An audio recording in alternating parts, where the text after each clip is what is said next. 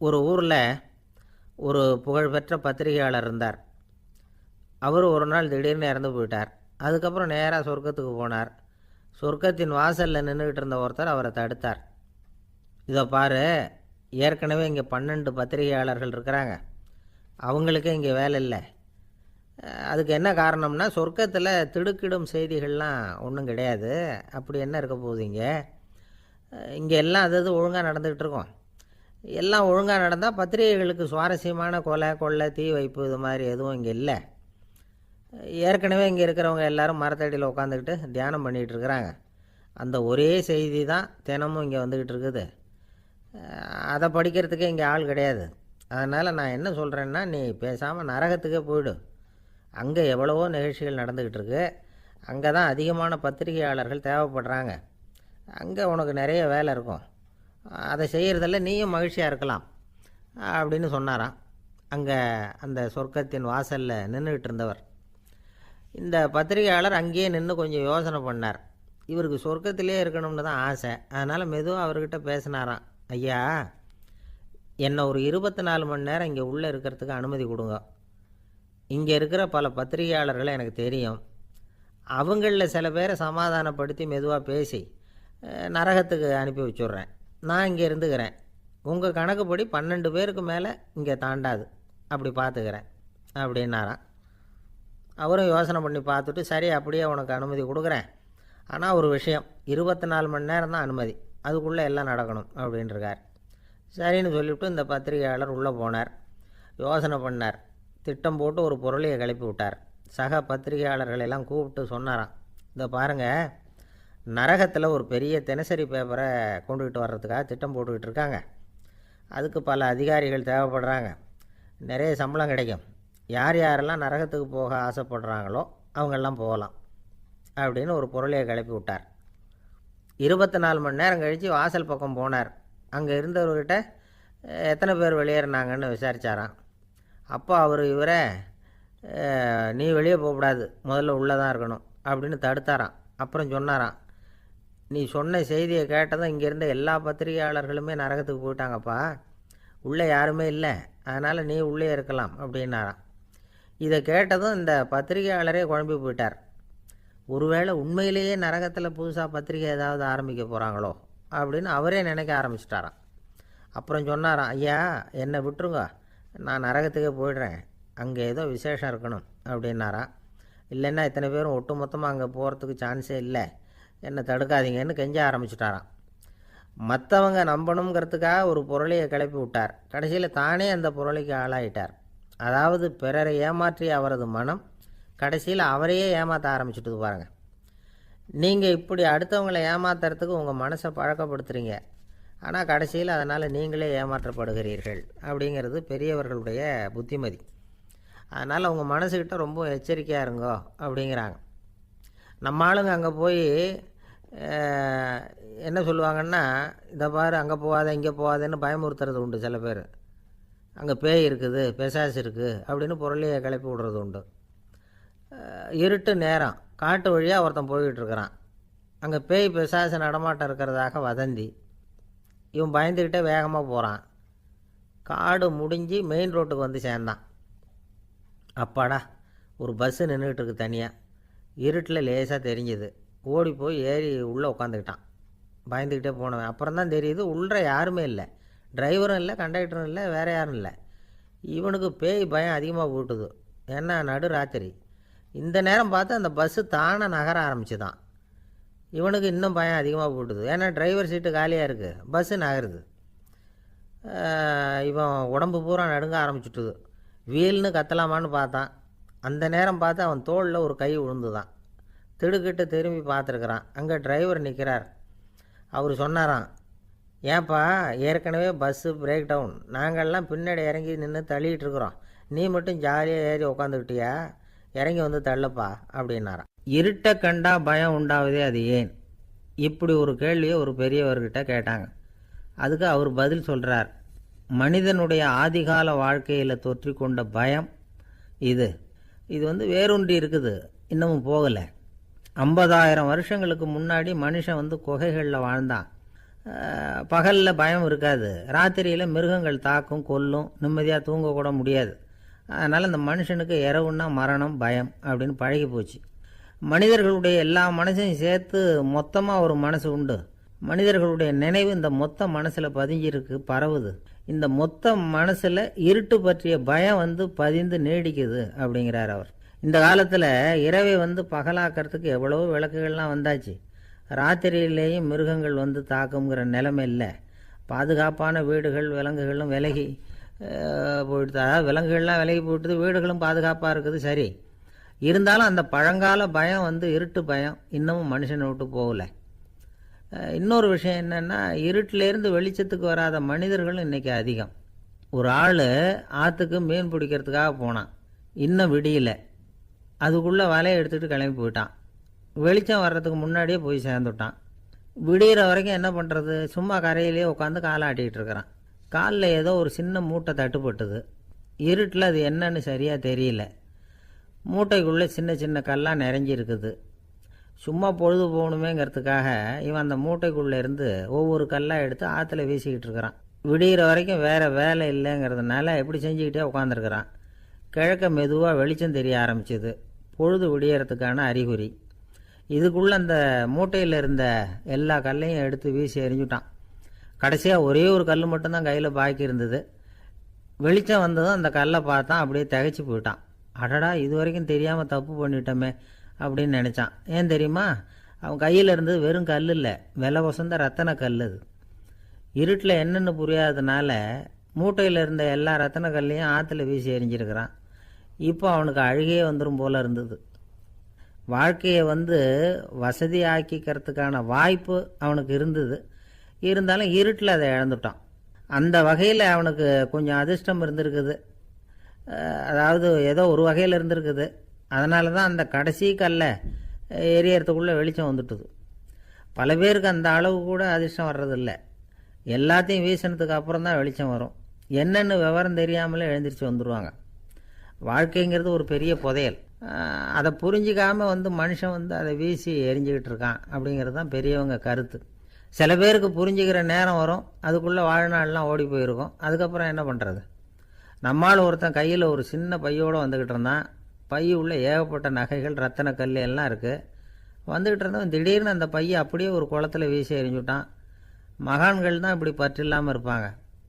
என்னங்க இது, விலை மதிப்புள்ள அந்த பையை இப்படி குளத்தில் வீசி எறிஞ்சுட்டீங்களே, இதுக்கு என்ன அர்த்தம் அப்படின்னு கேட்டார் அவன் கூட வந்தவர்.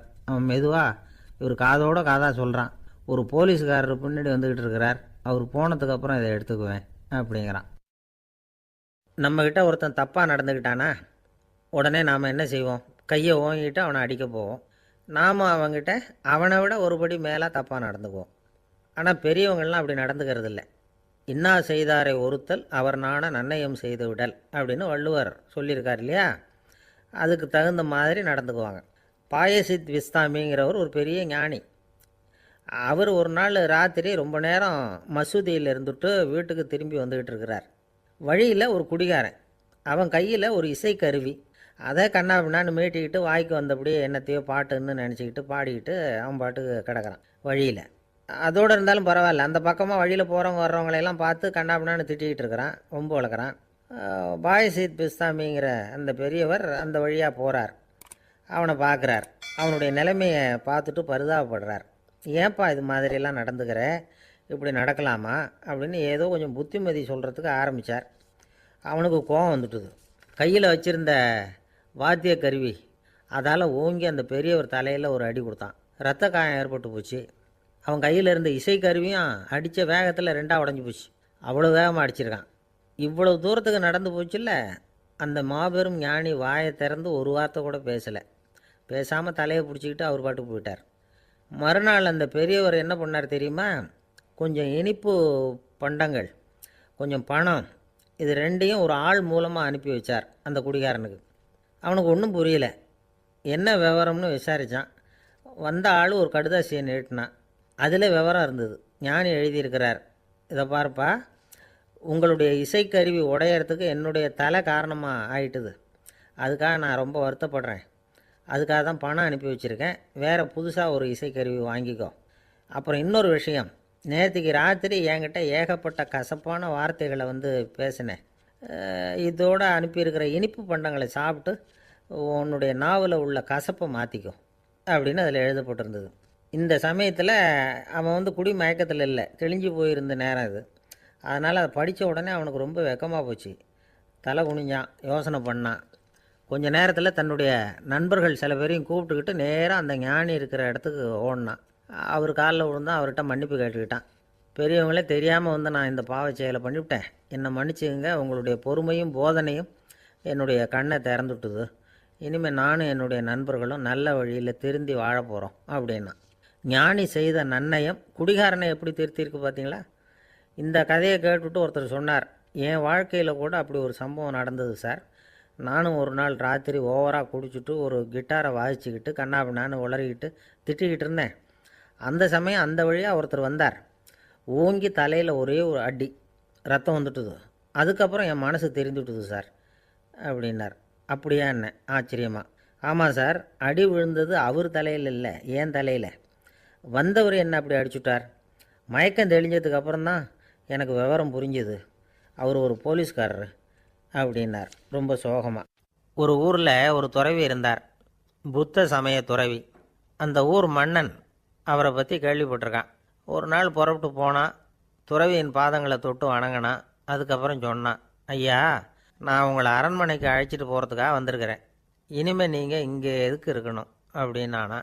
அவன் மனசுக்குள்ளே என்ன நினைப்புன்னா, இவர் எங்கே வரப்போகிறாரு, நான் ரொம்ப எளிமையானவன், எனக்கு எதுக்கு அரண்மனை வாசம்னு சொல்லிவிடுவார் அப்படின்னு நினச்சிருக்கான். ஆனால் அந்த துறவி என்ன பண்ணார் தெரியுமா? அப்படியா, சரி போகலாம், வா, போய் உன் ரதத்தை கொண்டுட்டு வா, அரண்மனைக்கு போகும்பொழுது அதுக்கு தகுந்த மாதிரி ஆடம்பரமாக போகணும் அப்படின்னு விட்டாரான். துறவி இப்படி சொன்னதும் அந்த மன்னனுக்கு மனசுக்குள்ளே சந்தேகம் வந்துட்டுது. இவர் உண்மையிலேயே துறவி தானா, ஏமாத்து பேர் வழி மாதிரி தெரியுதே அப்படின்னு நினச்சிருக்கான். இருந்தாலும் இனிமேல் என்ன பண்ணுறது, சொல்லியாச்சு. ரதத்தை கொண்டுகிட்டு வந்தான். துறவி ஏறி உக்காந்தார். பக்கத்தில் ராஜா. அவர் ரொம்ப உற்சாகமாக வரார், இவன் ரொம்ப சோர்ந்து போய் வரான். துறவி மரத்தடியிலேயே வாழ்ந்து பழக்கப்பட்டவர், அரண்மனையில் எளிமையாக ஒரு இடத்துல உக்காந்துக்குவார் அப்படின்னு நினச்சான். ஆனால் அப்படி இல்லை. அரண்மனைக்கு வந்த உடனே அந்த துறவி அதை கொண்டுட்டு வா, இதை கொண்டுட்டு வான்னு சொல்லி உத்தரவு போட ஆரம்பிச்சிட்டார். அரண்மனையில் இருந்தால் அரசனை மாதிரி இருக்கணும் அப்படிங்கிறார். ராத்திரி பூரா சௌகரியமாக தூங்கினார். பகலில் அரண்மனை தோட்டத்தில் உலாவ வேண்டியது, நீச்சல் குளத்தில் குளிக்க வேண்டியது, இப்படியே பொழுது போக்கிட்டு இருக்கிறார். அந்த அரண்மனையில் துறவி வந்து மகிழ்ச்சியாக இருக்கிறார். மன்னனால் அப்படி இருக்க முடியல. அவருக்கு எந்த கவலையும் இல்லை, இவனுக்கு அரசாங்க கவலைகள். துறவி அப்படி இருக்கிறத இவனால் தாங்கிக்க முடியல. ஒரு நாள் அவர்கிட்டயே போய், நான் உங்ககிட்ட கொஞ்சம் பேசணும்னு நானா. துறவி பார்த்தார். நான் இந்த அரண்மனைக்கு வரும்பொழுதே நீ என்னமோ என்கிட்ட கேட்கணும்னு நினச்ச, ஏன் காலதாமதம், நீ அனாவசியமாக உன்னையே தொந்தரவு பண்ணிகிட்ருக்கிற, நீ கவலையாக இருக்கேங்கிறது எனக்கு புரியுது. நான் மரத்தடியில் இருந்தப்போ கூட என்னை அடிக்கடி வந்து சந்திச்சுக்கிட்டு இருப்பேன், ஏதாவது விளக்கம் கேட்குறது உண்டு. இங்கே வந்த பிறகு என்னை சந்திக்கிறது கூட அபூர்வமாக போயிட்டுது. நீ இப்போ என்ன கேட்க போகிறேங்கிறது எனக்கு தெரியும், இருந்தாலும் கேள் அப்படின்னாராம். வேற ஒன்றும் இல்லைங்க, இப்போ உங்களுக்கும் எனக்கு என்ன வித்தியாசம்? 2 பேரும் அரண்மனையில் தான் இருக்கிறோம். நீங்கள் மகிழ்ச்சியாக இருக்கிறீங்க, நான் அப்படி இருக்க முடியல.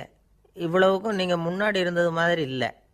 தினமும் தங்கத்தேர் கேட்குறீங்க, உயர்தரமான ஆடைகள் அணியிறீங்க, சுவையான சாப்பாடு. இப்படி இருக்கிறப்போ உங்களுக்கும் எனக்கு என்ன வித்தியாசம்? இதுதான் மன்னனுடைய கேள்வி. இதுக்கு பதில் சொல்கிறேன், என் கூட புறப்பட்டு வா, இந்த நகரத்துக்கு வெளியில் போவோம் அப்படின்னு சொல்லி அரசனை கூப்பிட்டுக்கிட்டு ஊர் எல்லைக்கு வந்து சேர்ந்தார் துறவி. அங்கே போய் சொன்னார், இதை பாருப்பா, இந்த இடத்த தான் தேடிக்கிட்டு இருந்தேன், இனிமேல் நான் வந்து திரும்பி வரப்போகிறதில்ல, நீ என்னோட வர்றியா திரும்பி போறியா அப்படின்னார். நான் எப்படிங்க உங்கள் கூட வர முடியும்? என்னுடைய நாடு, என்னுடைய சொத்துக்கள், மனைவி, மக்கள் எல்லாத்தையும் விட்டுட்டு எப்படிங்க வர்றதுன்னா. இப்போ அந்த துறவி சொன்னார், இப்போ வித்தியாசத்தை தெரிஞ்சுக்கிட்டியா? நான் அரண்மனையில் இருந்தேன், எல்லா வித பொருள்களும் உடையவனாக இருந்தேன், ஆனால் எதையும் சொந்தம் கொண்டாடுறவனாக இருக்கல. ஆனால் நீ அப்படி இல்லை, எல்லாத்தையும் சொந்தம் கொண்டாடிக்கிட்டு இருக்கிற. இதுதான் நமக்குள்ள வித்தியாசம் அப்படின்னு சொன்னார்.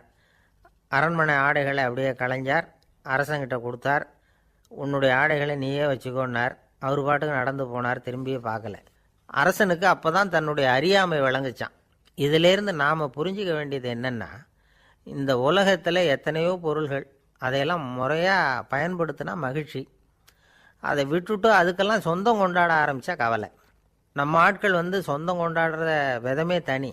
ஒரு ஆள் இன்னொருத்தங்கிட்ட ஒரு கொடை கடன் வாங்கியிருந்தான், திருப்பி கொடுக்கல.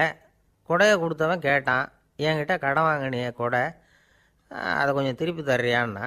அது உனக்கு இப்போ அவசரமாக தேவைப்படுதா அப்படின்னு கேட்டான் இவன். எனக்கு தேவைப்படலை, அந்த கொடையை நான் யாருக்கிட்ட வாங்கியிருந்தேனோ அவனுக்கு இப்போ அது அவசரமாக தேவைப்படுது அப்படின்னானான் அந்த ஆள். அந்த ஆளுக்கு பேச தெரியாது, அவர்கிட்ட கொஞ்சம் எச்சரிக்கையாக நடந்துக்கோ அப்படின்னு சொல்கிறது உண்டு. அப்படின்னா என்ன அர்த்தம்? அவர் இன்னமும் குழந்தையாகவே இருக்கிறாரு, இன்னும் பேச்சு வரலன்னு அர்த்தம்? அப்படி இல்லை, அவருக்கு நாகரிகமாக பேச தெரியலன்னு அர்த்தம். பேசுறதுங்கிறது மனுஷனால் மட்டுமே முடியக்கூடிய ஒரு காரியம். அப்படி இருந்தும் அதோட பெருமையை அவன் இன்னமும் சரியாக புரிஞ்சிக்கலைன்னு தான் சொல்லணும். அதனால தான் அவன் அளவுக்கு அதிகமாக வார்த்தைகளை கொட்டி விடுறான். அதுக்கப்புறம் அதையெல்லாம் திருப்பி அள்ள முடியாமல் கிடந்து கஷ்டப்படுறான். கொட்டின வார்த்தையை அள்ள முடியுமா? ஒருத்தரை இன்னைக்கு பார்த்து முட்டாள்னு திட்டி விடுறீங்க, நாளைக்கு மறுபடியும் அவர்கிட்ட போய் நேத்திக்கு உன்னை முட்டாள்னு சொல்லிவிட்டேன், அந்த வார்த்தையை திருப்பி கொடு, வாங்கிட்டு போயிடுறேன் அப்படின்னு நான் சொல்ல முடியும்? அவன் கோபக்காரனாக இருந்தால் நேத்திக்கு அதை வேறு விதமாக அவங்களுக்கு திருப்பி கொடுத்துருப்பான். உலகத்தில் எவ்வளவோ ஜீவராசிகள் இருக்குது, அதுக்கெல்லாம் வாய் இருக்குது. அந்த வாயெல்லாம் எதுக்கு உபயோகம்? சாப்பிட்றதுக்காக. ஆனால் நமக்கு இருக்கிற வாய் சாப்பிட்றதுக்காக மட்டும் இல்லை, பேசுகிறதுக்காகவும் தான். பேச முடியலன்னா வாய் இருந்தால் கூட அது வாயில்லா ஜீவன் தான். ஒரு பையனை பார்த்து அது வாய் உள்ள புள்ள பொழைச்சிக்கும் அப்படின்னா மற்ற பையன்களுக்கெல்லாம் முகத்தில் வாயே இல்லைன்னு அர்த்தம்? அப்படி இல்லை, அந்த பையன் கொஞ்சம் கெட்டிக்காரத்தனமாக பேசுவான்னு அர்த்தம். அதனால் எப்படி பேசணும் அப்படிங்கிறத நாம் முக்கியமாக தெரிஞ்சுக்கணும். இதுக்கு 8 விதமான குறிப்புகளை நம்ம பெரியவங்க சொல்லியிருக்கிறாங்க. பேச்சுக்கு 8 அங்கங்கள் உண்டு அப்படின்னு அவங்க சொல்கிறாங்க. அதெல்லாம் என்னென்ன அப்படின்னா, உண்மை, நன்மை, அன்பு, நிதானம், இனிமை, ஆழம், சமயமறிதல், சபையறிதல். இந்த 8 தன்மையும் பேச்சில் இருக்கணுமா. இதையே கொஞ்சம் விவரமாக சில பேர் போர்டில் எழுதி வச்சுருப்பாங்க. அதாவது எழுத்துலையாவது அதெல்லாம் இருக்கட்டுமே அப்படின்னு நினச்சி நீங்கள் கூட சில இடங்களில் இதை பார்த்துருக்கலாம். அதாவது உண்மையே பேசுக, நன்மையே பேசுக, அன்பாக பேசுக, நிதானமாக பேசுக, இனிமையாக பேசுக, ஆழமுடையதாக பேசுக, சமயமறிந்து பேசுக, சபையறிந்து பேசுக, இப்படி எழுதி வச்சுருப்பாங்க. இந்த 8 அம்சமும் சரியாக பொருந்தி இருந்தால் தான் அது பேச்சு. மற்றதெல்லாம் பேச்சாகிடாது. பேச்சு ஒரு சிறந்த கலை. எல்லாத்தையும் விட பேசாமல் இருந்தும் பழகணும், அது ரொம்ப முக்கியம். உண்மையே பேசணும். சத்தியத்துக்கு மதிப்பு கொடுக்குறவங்கள தான் சரித்திரம் மதிக்கும். உண்மை பேசினா மட்டும் போதாது, அந்த உண்மையில் நன்மை கலந்துருக்கணும். கொலைகாரனுக்கு பயந்துக்கிட்டு ஒருத்தன் உங்கள் வீட்டுக்குள்ளே ஒளிஞ்சிருக்கிறான். அந்த முரட்டு ஆசாமி கையில் அறிவாளோடு அவன் இங்கே வந்தானான்னு உங்ககிட்ட கேட்குறான்னு வச்சுங்க. உண்மை தான் உயர்வு தரும் அப்படின்னு நினச்சிக்கிட்டு, ஆமாம் உள்ளே தான் இருக்கிறான், அடுப்பங்கரையில் குதிருக்கு பின்னாடி உட்காந்துருக்கிறான், போய் பிடிச்சிட்டு போங்க அப்படின்னு நான் சொல்லுவீங்க? அது நன்மை இல்லாத உண்மை. அதனால் பிரயோஜனம் கிடையாது. அதே மாதிரி உங்கள் பேச்சில் அன்பு இருக்கணும், நிதானம் இருக்கணும், இனிமை இருக்கணும், சிந்தித்து பேசணும். சமயம் அறிந்து பேசுகிறதும் முக்கியம். அதை பற்றி நமக்கு வேறு யாரும் சொல்லிக் கொடுக்க வேண்டியதில்லை. எந்த நேரத்தில் யாருக்கிட்ட எப்படி பேசினா காரியம் நடக்கும் அப்படிங்கிறது நமக்கு நல்லா தெரியும். அது கைவந்த கலை. அவையறிந்து பேசுகிற திறமை பேச்சாளர்களுக்கு ரொம்ப அவசியம். அது இல்லைன்னா நிலைமை பரிதாபமாகிடும். ஒரு பேச்சாளர் ரொம்ப மும்முரமாக பேசிக்கிட்டே இருந்தாராம். ரொம்ப நேரம் நிறுத்தவே இல்லை, பேசிக்கிட்டே இருக்கிறார். சபையில் இருந்தவங்களாம் ஒவ்வொருத்தராக எழுந்திரிச்சு போய்கிட்டே இருக்கிறாங்க. கடைசியில் 2 பேர் தான் அக்கறையாக பேசுகிறவரை கவனிச்சிக்கிட்டு உட்காந்துருந்தாங்களாம். மேடையில் பேசிக்கிட்டு இருந்தவர் அவங்கள பார்த்து சொன்னாராம், எனக்கு கூட்டம் முக்கியம் இல்லை, எவ்வளவு பேர் என் பேச்சை கேட்குறாங்க அப்படிங்கிறது முக்கியம் இல்லை. நீங்கள் 2 பேராவது ஊக்கமாக என்னை கவனிச்சிக்கிட்டு உட்காந்துருக்குறீங்க, அது போதும். உங்களுக்காகவே நான் பேசிக்கிட்டு இருக்கிறேன் அப்படின்னார். இதை கேட்டதும் உட்காந்துருந்த 2 பேரில் ஒருத்தர் எழுந்திரிச்சு, அப்படி இல்லைங்க, நாங்கள் 2 பேரும் நீங்கள் பேசி முடித்த உடனே தொடர்ந்து பேச வேண்டிய ஆளுங்க, அதுக்காக தான் காத்துக்கிட்டு இருக்கிறோம், சீக்கிரம் முடிங்க அப்படின்னாங்களாம். இன்பம் துன்பம் இது 2ம் சேர்ந்தது தான் வாழ்க்கை. இது எல்லாரும் சொல்லிகிட்டு இருக்கிற ஒரு உண்மை. அது சரி, இது 2ம் வர்றதுக்கு என்ன காரணம்? துறவி ஒருத்தர் யோசித்து பார்த்துருக்கார். இன்ப துன்பம் தோன்றுவதற்கு முக்கியமாக 6 காரணங்கள் உண்டு அப்படிங்கிறார் அவர். அது என்னங்கிறத நாமளும் தெரிஞ்சு வச்சுக்குவோமே. இப்போ முதல் காரணம் சுயநலம். ஒரு தாயார் தன்னுடைய சுயநலம் கருதி தன்னுடைய மகன் இன்பமாக இருக்கணும்னு ஆசைப்படுறாங்க. மகனும் அப்படியே ஆசைப்படுறான். அதனால் தாயாரின் இன்ப துன்பங்களை பார்த்துட்டு மகனும் இன்ப துன்பம் அடையிறான். அந்த அம்மாவுக்கும் அதே நிலைமை தான். ரெண்டாவது காரணம் உறவு.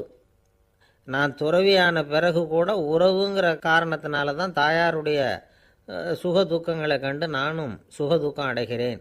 என் தாயாருடைய நிலைமையும் இதுதான் அப்படிங்கிறார் ஒரு துறவி. மூணாவது காரணம் என்னென்னா அறிமுகம். எனக்கு அறிமுகமான ஒருத்தரை ரயில் நிலையத்தில் சந்திக்கிறேன். அவர் தன்னுடைய பணப்பையை எங்கேயோ தொலைச்சி விட்டு வருத்தப்பட்டுக்கிட்டு இருக்கிறார். நானும் வருத்தப்படுறேன். அந்த சமயத்தில் யாரோ ஒருத்தர் இதுதானே அவங்க பணப்பை அப்படின்னு சொல்லி கொண்டாந்து நீட்டுறார். பணப்பையை தொலைச்சவர் சந்தோஷப்படுறார், நானும் சந்தோஷப்படுறேன். இது அந்த துறவி சொல்கிற அனுபவம். நாலாவது காரணம் என்னென்னா கருணை. எனக்கு முன்னே பின்னே தெரியாத ஒருத்தனை யாரோ ஒருத்தன் அடித்து காயப்படுத்தி போடுறான். கருணை காரணமாக நான் அதுக்காக துக்கப்படுறேன். அஞ்சாவது காரணம் எதையும் நம்புறது. ஒரு பசுமாட்டை ஒரு முரணை அடிச்சிக்கிட்டு இருக்கிறான் அப்படின்னு ஒருத்தர் வந்து நம்மகிட்ட சொல்கிறாருன்னு வைங்க, உடனே நான் துக்கப்படுறேன். இன்னொருத்தர் வந்து அந்த முரணனை போலீஸ்காரங்க பிடிச்சிட்டு போயிட்டாங்கன்னு சொல்லி சொல்கிறார், நான் உடனே சந்தோஷப்படுறேன். மூணாவதாக ஒருத்தர் வந்து முதல் 2 பேரும் சொன்னது பொய்யுங்கிறார். அப்போ நான் இன்ப துன்பம் ரெண்டுமே இல்லாமல் நிம்மதியாக இருக்கிறேன். இது ஒரு விதம். அடுத்தது 6வது காரணம் என்னென்னா தன்மயமாகுதல். ஒரு நாவல் படிச்சுக்கிட்டு இருக்கிறோம், அதில் வர்ற பாத்திரங்களோடு நாம் ஒன்றி போயிடுறோம். அதில் வர்ற பாத்திரங்கள் சிரிச்சுதுன்னா நாமளும் சிரிக்கிறோம், அது அழுதுன்னா நாமளும் அழறோம். அதெல்லாம் வந்து அந்த துறவி சொல்கிற அனுபவ உண்மைகள். இன்ப துன்பம் இது ரெண்டும் தோன்றுவதற்கு சுயநலம், உறவு, அறிமுகம், கருணை, எதையும் நம்புறது, தன்மயமாகிறது, இது எல்லாம் தான் முக்கிய காரணம் அப்படின்னு அவர் சொல்கிறார்.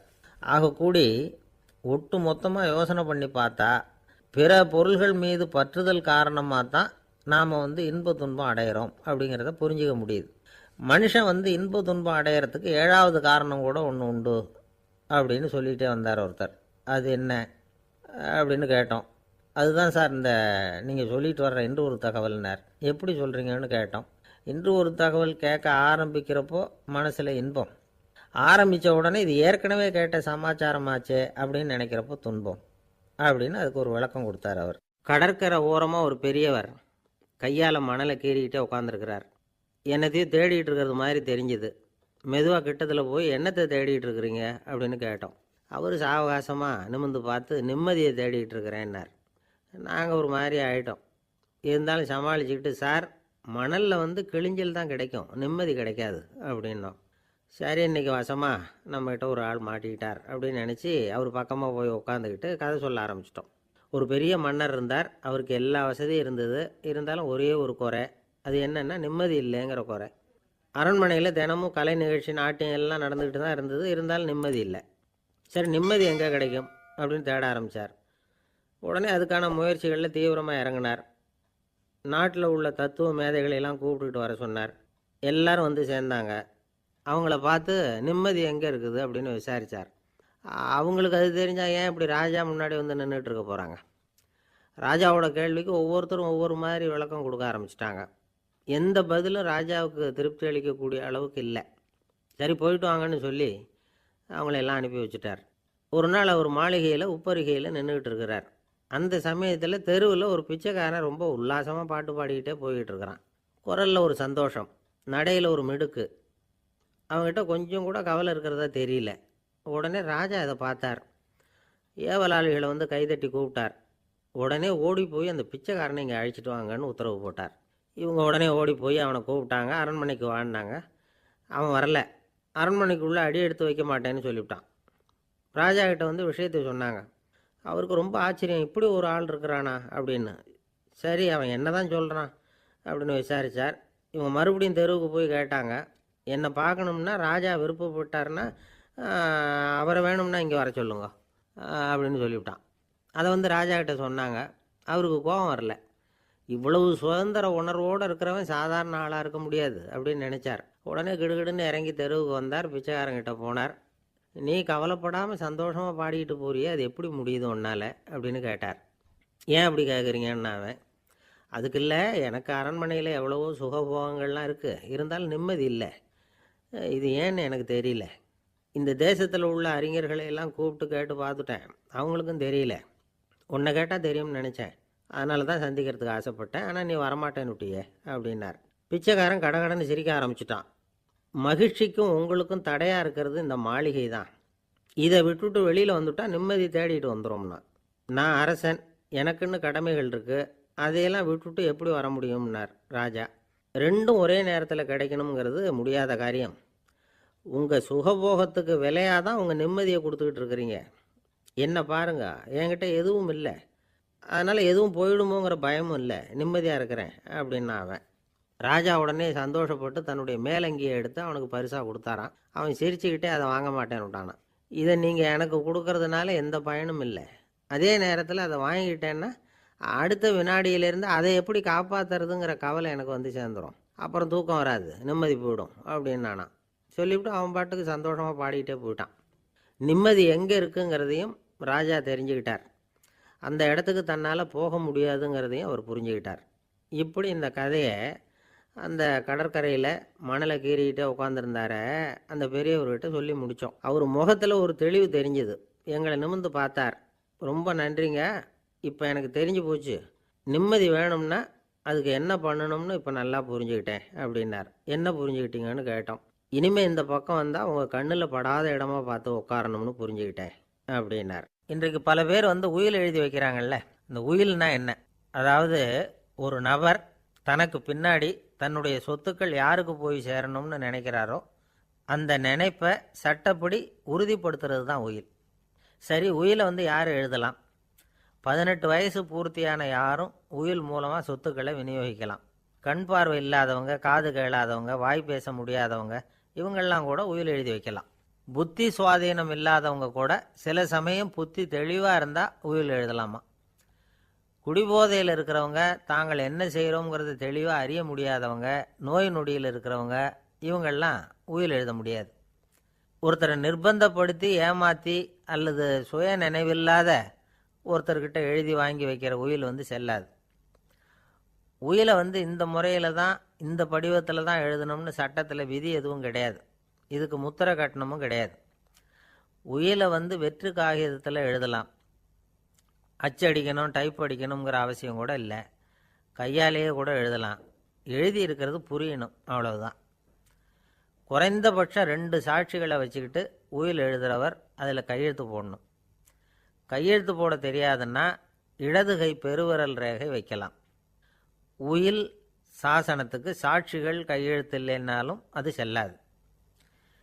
அப்புறம் ப்ரிவிலேஜ்டு வில் அப்படின்னு இருக்கு, அதுக்கு மட்டும் சாட்சிகள் தேவையில்லை. அது என்னென்னா, இந்த விமானப்படை, கப்பல் படை அல்லது யுத்தத்தில் பணிபுரியும் நபர்கள் அவங்கெல்லாம் இருக்கிறாங்க இல்லையா, அப்படிப்பட்டவங்க எழுதுகிற உயில் அது. அதுக்கு சில விசேஷ சலுகைகள் உண்டு.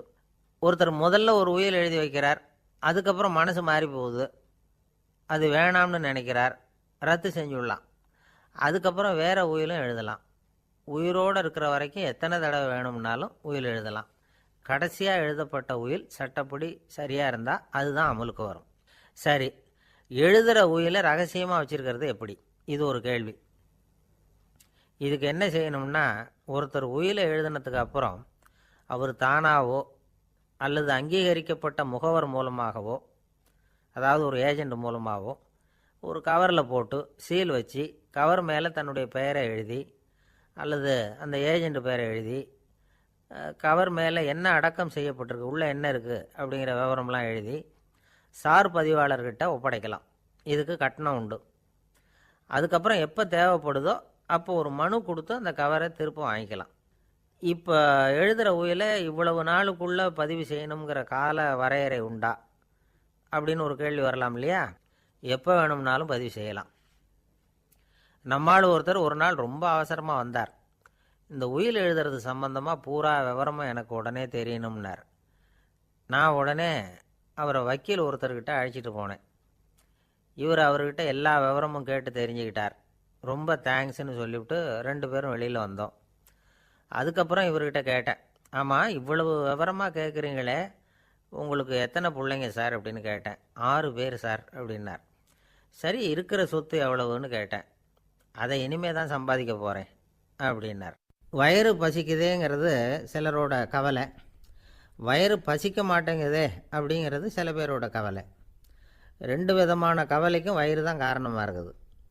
வயிறு பசிச்சதுன்னா அது இயற்கை, வயிறு பசிக்கலைன்னா அது வியாதி. ஆனால் பசியையும் நாம் பசிப்பிணி அப்படின்னு தான் சொல்லுவோம். என்ன காரணம்? வியாதியை போக்க வேண்டியது எவ்வளவு முக்கியமோ அதை விட முக்கியம் பசியை போக்க வேண்டியது. ஒரு சமுதாயத்தில் பசிப்பிணியே இருக்கக்கூடாது. அதுதான் நல்ல சமுதாயம். பசியை போக்கணும்னா சாப்பாடு போடணும், பசியின்மையை போக்கணும்னா வைத்தியம்தான் பண்ணணும். இது சம்பந்தமாக எவ்வளவோ ஆராய்ச்சிகள் நடக்குது, நிறைய மருந்து கண்டுபிடிச்சிருக்கிறாங்க. நம்ம உடம்பில் பசியை தூண்டக்கூடிய பகுதி எது, இதை முதல்ல தெரிஞ்சுக்கணும் இல்லையா? நாம் சாப்பிட்ற ஆகாரம் செரிக்கிறதுக்கு எது காரணம் தெரியுமா? நம்ம மூளையோட பின்பகுதி தான் அதுக்கு காரணமாக இருக்குதாம். மூளையின் பின்பகுதியில் நரம்பு செல்களால் ஆன 2 வகையான ஆரக்சின்கள் தான் பசியை உண்டாக்குது அப்படின்னு கண்டுபிடிச்சிருக்கிறாங்க. 2 ஆய்வாளர்கள் இதை கண்டுபிடிச்சிருக்காங்க. அவங்க 2 பேரும் டெக்சாஸ் பல்கலைக்கழகத்தில் ஹார்வர்டு ஹக்ஸ் மருத்துவ கல்வி நிலையத்தில் பணிபுரிகிறவங்களாம். உண்பது தேவைங்கிறது உணரப்படும் போது மூளையின் அந்த குறிப்பிட்ட பகுதி ஆரக்சின் அப்படிங்கிற ஹார்மோன்களை சுரக்கும். அது பசி உணர்வை தூண்டும் அப்படிங்கிறது தான் அந்த ஆய்வாளர்களின் கண்டுபிடிப்பு. இந்த ஆரக்சின் வேறு சில உயிரினங்கள்லேயும் உண்டு. இப்போ எலிகளில் கூட இது இருக்குது. அதனால் எலிகளை வச்சு இது சம்மந்தமாக ஆராய்ச்சி பண்ணாங்க. எலிகள் உடம்பில் ஆரக்சினை செலுத்தி பார்த்தாங்க. உடனே என்னாச்சு தெரியுமா?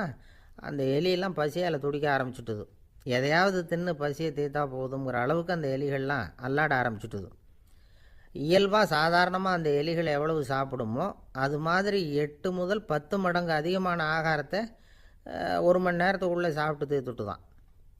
சில எலிகளின் மூளையில் இந்த ஆரக்சின் அளவை கட்டுப்படுத்தி பார்த்துருக்குறாங்க. உடனே என்னாச்சு தெரியுமா? அதெல்லாம் சாப்பாட்டை கண்டா முகத்தை திருப்பிட்டு போக ஆரம்பிச்சுட்டு தான். அந்த எலிகளுக்கு பசி எடுக்கலையா? இந்த ஆராய்ச்சியின் அடிப்படையில் பசியை எடுக்காமல் இருக்கிற மனிதர்களுக்கும் பசியை தூண்ட முடியும் அப்படின்னு சொல்லி ஆராய்ச்சியாளர்கள் தெரிவிச்சிருக்கிறாங்க. ஆக ஆரக்சின் தான் பசிக்கு காரணம்ங்கிறது தெரிஞ்சு போச்சு. சரி, இந்த ஆரக்சின் அப்படின்னா என்ன? அது ஒரு கிரேக்க சொல். அதுக்கு பசின்னு அர்த்தம். நம்ம ஆளுங்களுக்கெல்லாம் பசியை தூண்டுறதுக்கு மருந்து தேவையில்லை, பசியை குறைக்கிறதுக்கு தான் மருந்து தேவை. ஒரு அம்மா டாக்டரை தேடி வந்தாங்களாம். டாக்டர், எங்கள் வீட்டுக்காரருக்கு திடீர்னு அகோர பசி, நிறைய சமைச்சு போடுறேன், அவ்வளவையும் சாப்பிட்டுட்டு கீழே கிடக்கிற குப்பை கூலங்களையும் எடுத்து சாப்பிட ஆரம்பிச்சுட்றார், என்னன்னு கவனித்து பாருங்கள் அப்படின்னாங்களாம். எவ்வளவு நாளாக அப்படி இருக்குதுன்னு கேட்டிருக்காரு டாக்டர். 1 வாரமாக அப்படி இருக்குதுன்னாங்களாம். இவ்வளவு நாளாக ஏன் சும்மா இருந்தீங்க? ஆரம்பத்திலே இங்கே அழைச்சிட்டு வர வேண்டியது தானே அப்படின்னாரான் டாக்டர். அது ஒன்றும் இல்லை டாக்டர், வீடு பூரா சுத்தமாகட்டுமேன்னு பார்த்துக்கிட்டு இருந்தேன் அப்படின்னாங்களாம் அந்த அம்மா. உங்கள் மேலே எனக்கு அளவு கடந்த அன்பு அப்படின்னு யாராவது சொன்னால் அதை அலட்சியமாக நினச்சிடக்கூடாது.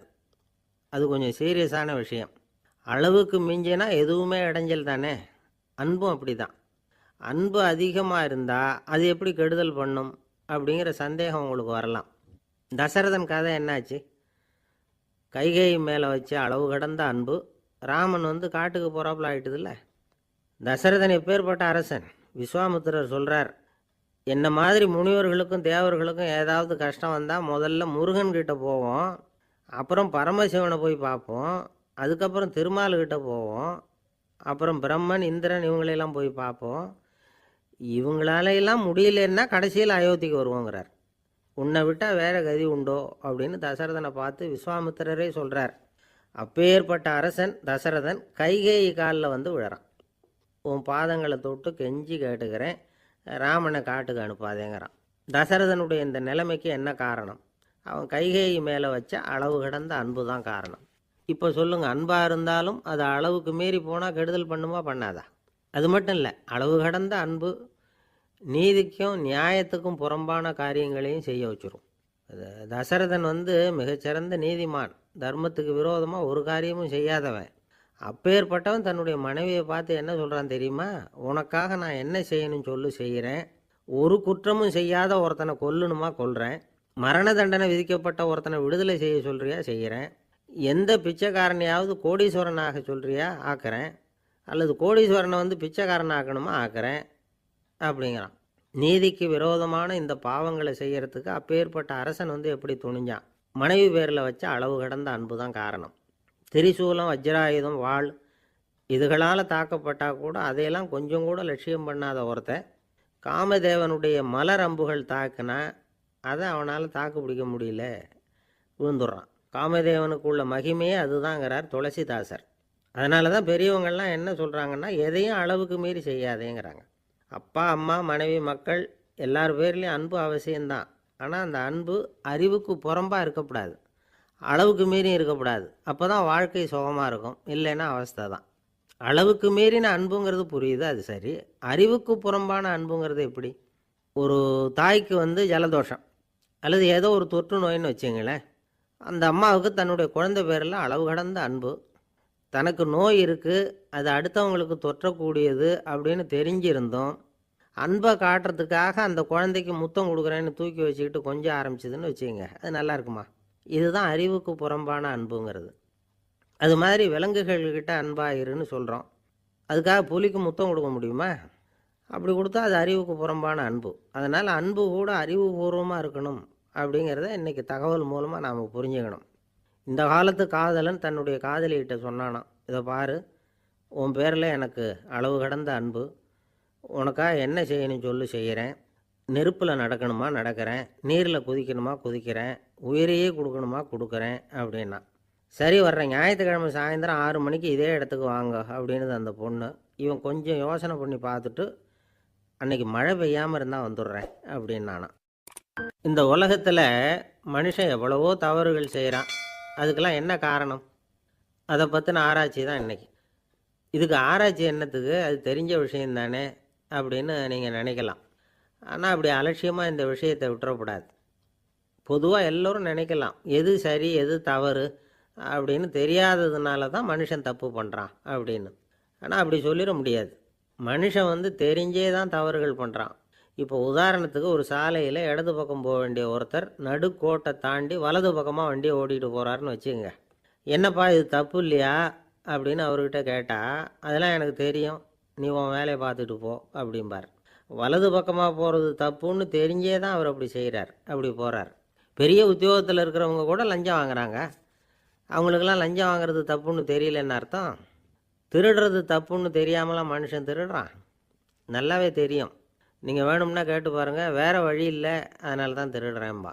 திருடுறது ஒரு புண்ணியமான காரியம்னு திருடனே கூட சொல்ல மாட்டான்.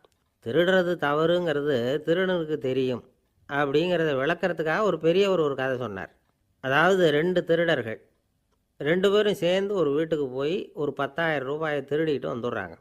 ஒரு காட்டு வழியாக வந்துக்கிட்டு இருக்கிறாங்க. இன்னும் விடியல. 2 பேருக்கும் தூக்கம் கண்ணை சுற்றுது. சரி, இப்படியே ஒரு மரத்தடியில் படுத்து தூங்குவோம், காலையில் விடிஞ்சதும் இந்த பணத்தை 2 பேரும் பங்கு போட்டுக்குவோம் அப்படின்னு முடிவு பண்ணுறாங்க. அதே மாதிரி படுத்து தூங்குறாங்க. நடு ராத்திரியில் ஒரு திருடன் முழிச்சிக்கிறான்.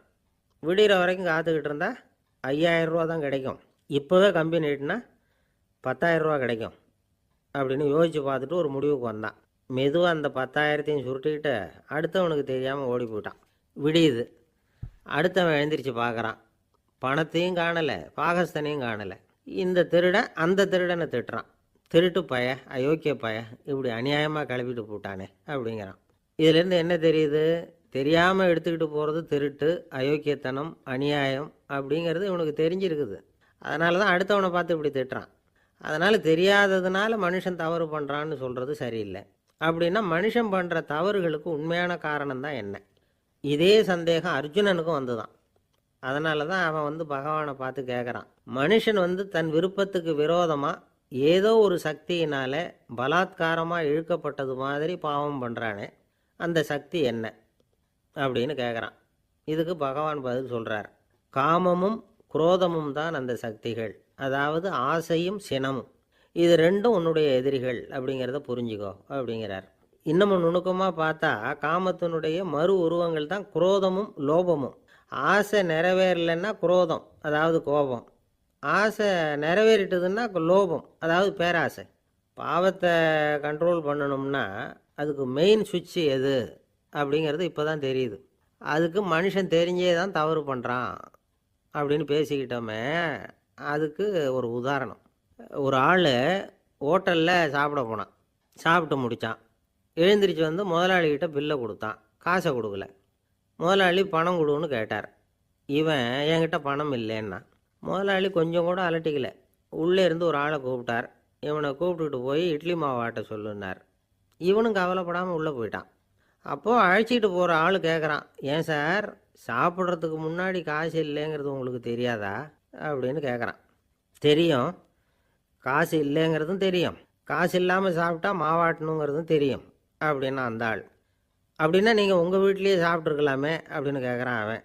அதுக்கு இவர் சொல்கிறாரு, அது எப்படி, அங்கே சாப்பிட்டாலும் நான் இதே வேலையை தானே செய்ய வேண்டியிருக்கும் அப்படின்னாரான்.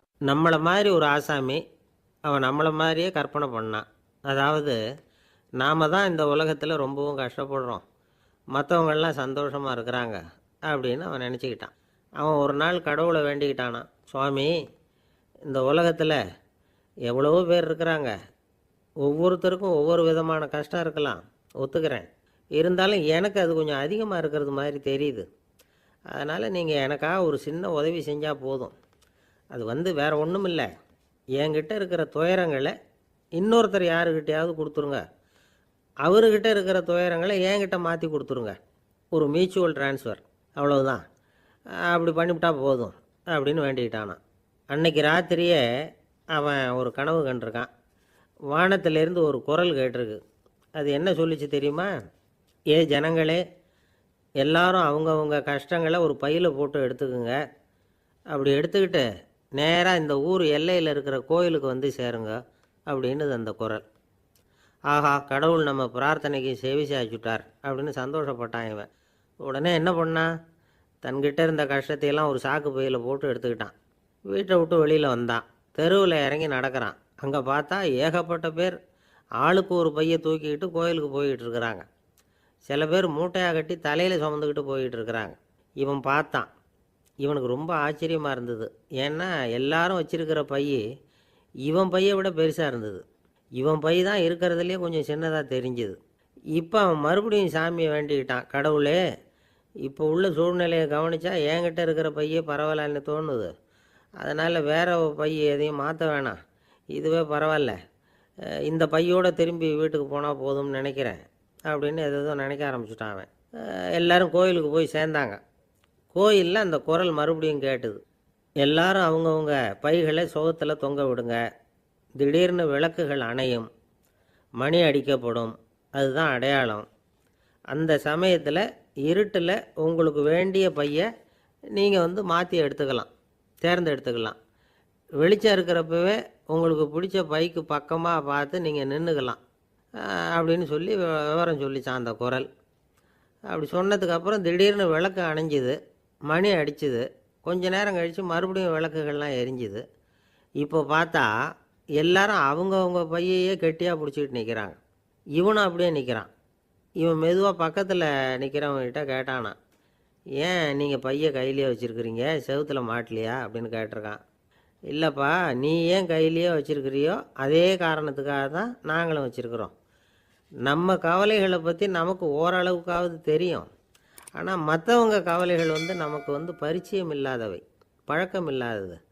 அதனால் நமக்கு தெரிஞ்ச கவலைகளை சமாளிக்கிறது சுலபம், தெரியாததை சமாளிக்கணும்னா மறுபடியும் ஆரம்பத்திலேருந்து ஆரம்பிக்கணும். அதனால் பழைய நண்பர்களோடு வாழறது தான் மேல் அப்படின்னு ஆனான். அதுக்கப்புறம் அவன் தன்னோட பையே போதும்னு வீட்டுக்கு திரும்பி வந்துட்டானான். இது ஒரு பெரியவர் சொல்லியிருக்கிற கதை.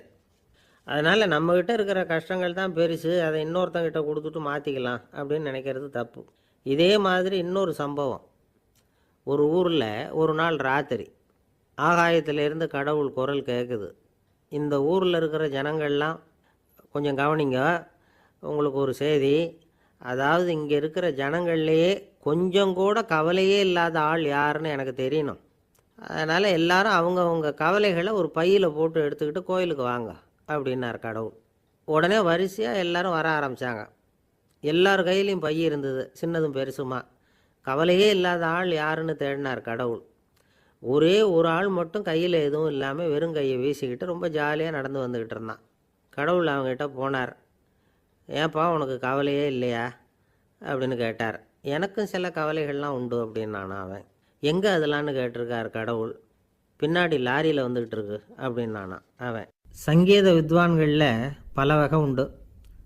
சில குறிப்பிட்ட ராகங்களை பாடுறதில் அவங்களுக்கு பெருமை வர்றது உண்டு.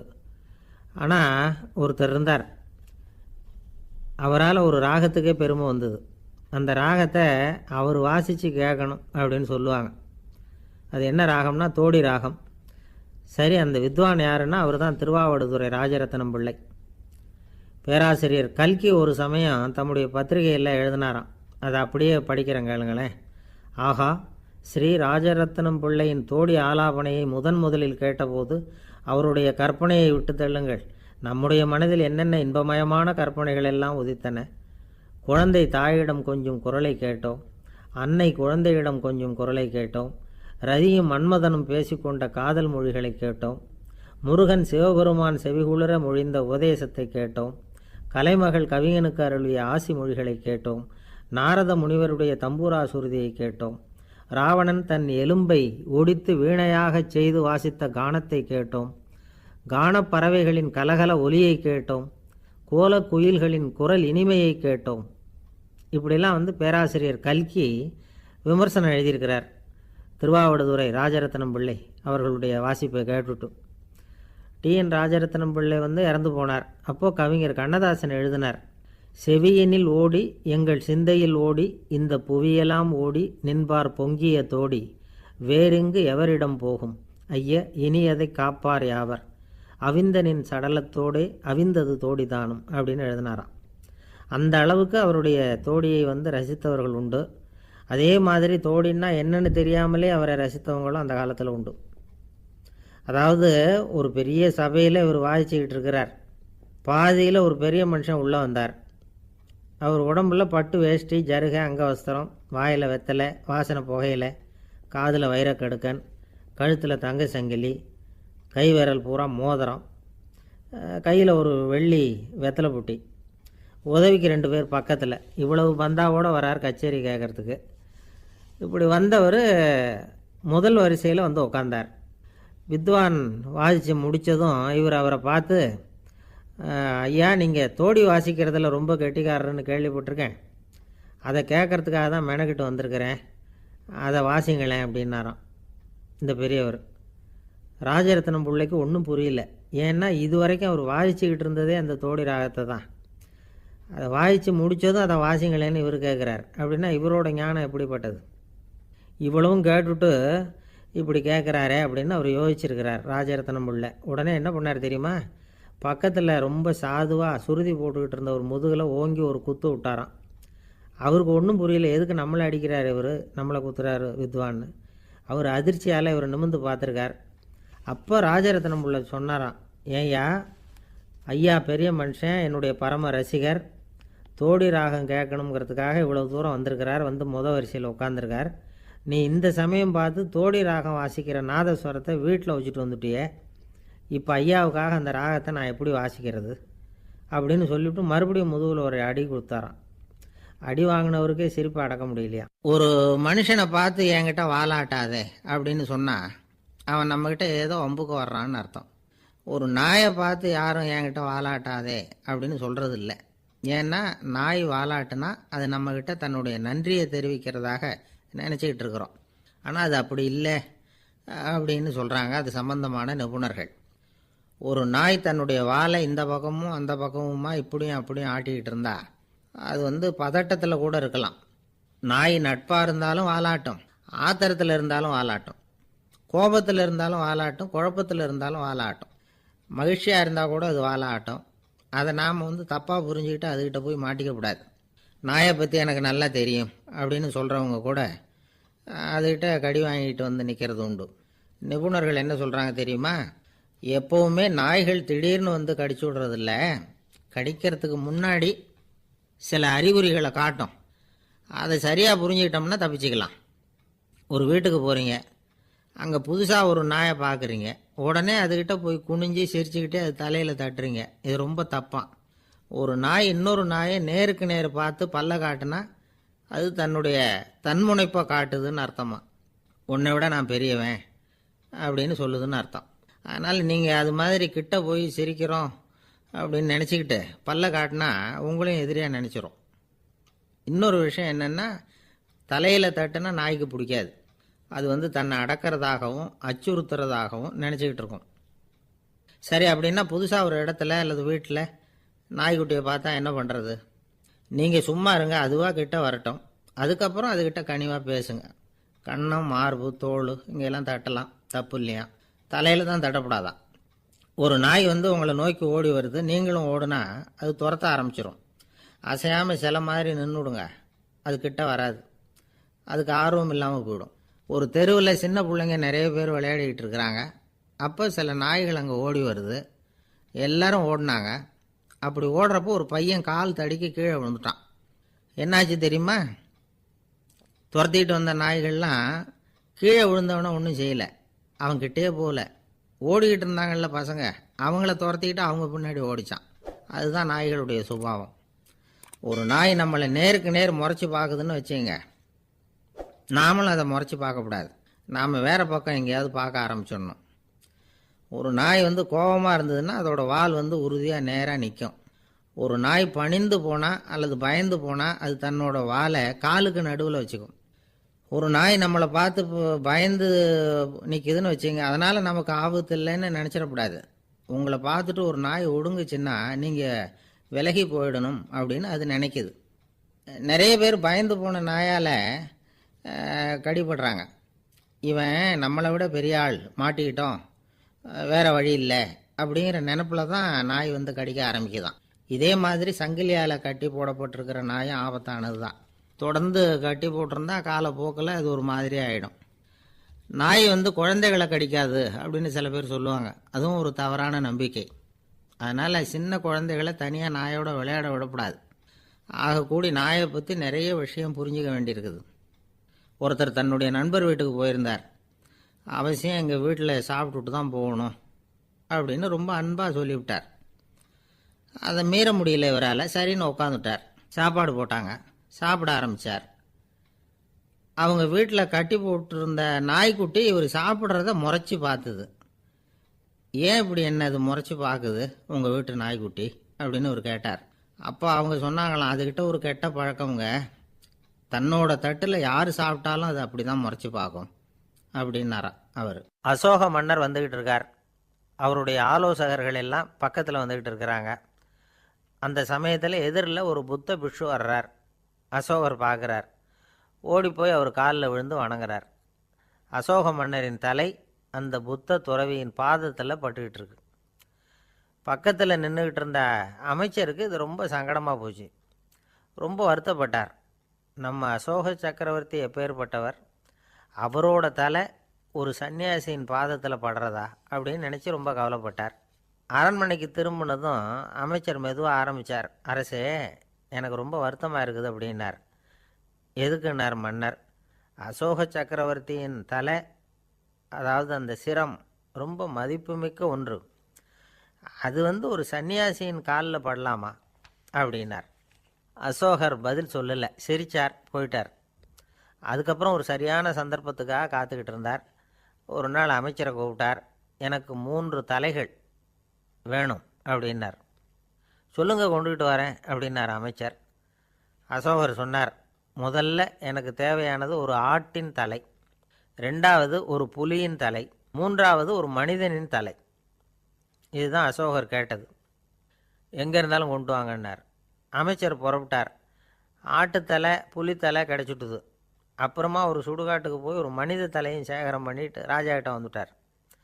அரசே, உங்கள் ஆணைப்படி 3 தலைகளையும் கொண்டு வந்திருக்கிறேன்னார். அசோகர் பார்த்தார். ரொம்ப நல்லது, இப்போ இது 3ஐயும் எடுத்துக்கிட்டு போய் சந்தையில் விற்றுட்டு வாங்க அப்படின்னார். அமைச்சர் அதுகளை எடுத்துக்கிட்டு சந்தைக்கு போனார். முதல்ல ஆட்டுத்தலை நல்ல விலைக்கு விற்று போச்சு. நல்ல விலை கொடுத்து வாங்கிட்டு போட்டாங்க. அடுத்தபடியாக புலி தலையை ஒருத்தர் வாங்கிட்டார். அதை பாடம் பண்ணி வீட்டில் மாட்டி வைக்கலாமே அப்படின்னு நினச்சி அதையும் வாங்கிட்டு போட்டார். மனித தலையை மட்டும் வாங்கிறதுக்கு யாரும் முன் வரலை. எல்லாரும் அதை பார்த்துட்டு விலகி போக ஆரம்பித்தாங்க. அமைச்சர் திரும்பி வந்தார். அரசே, இந்த தலையை மட்டும் யாரும் வாங்க மாட்டேங்கிறாங்க அப்படின்னார். சரி, பரவாயில்ல, இதை இலவசமாகவே இனாமாவே யாருக்கிட்டையாவது கொடுத்துட்டு வந்துடுங்க அப்படின்னார். அமைச்சர் மறுபடியும் சந்தைக்கு போனார். இதை இலவசமாக தரேன், இதை வாங்கிக்கோங்க அப்படின்னார். அப்பவும் அதை யாரும் வாங்கிக்கிறதுக்கு தயாராக இல்லை. மறுபடியும் திரும்பி மன்னர்கிட்ட விவரத்தை சொன்னார். இப்போ மன்னர் சொல்கிறார், அமைச்சரே, உயிர் இருக்கிற வரைக்கும் தான் இந்த தலைக்கு மதிப்பு. ஜீவன் போனதுக்கப்புறம் அதோட மதிப்பும் போயிடுது. அதனால் மதிப்பு இருக்கும் பொழுதே பெரியவர்கள் பாதம் பணிந்து அந்த புனிதத்தை பெற்றுக்கொள்ளணும் அப்படின்னார். பணிவுங்கிறது வேற, அடிமைத்தனம்ங்கிறது வேற. பெரியவர்களை பணிவது நமக்கு பெருமை தரக்கூடிய விஷயம். இதை மனசில் வச்சுக்கிட்டு எப்போ காலில் விழணும், எப்போ காலில் விழக்கூடாது அப்படிங்கிறத முடிவு பண்ணிக்கணும். ஒரு சாதாரண ஆள் நடந்து வந்துக்கிட்டு இருந்தார். எதிரில் வந்த ஒரு பெரிய மனுஷன் ஓடி போய் அவர் காலில் விழுந்து தன்னுடைய தலையை அவர் பாதத்தில் கொண்டு போய் வச்சார். கொஞ்ச நேரம் கழித்து எழுந்திரிச்சு வந்துட்டார். வந்த பிறகு இவரை கேட்டேன், ஏன் திடீர்னு ஓடி போய் அந்த ஆள் காலில் விழுந்தீங்க,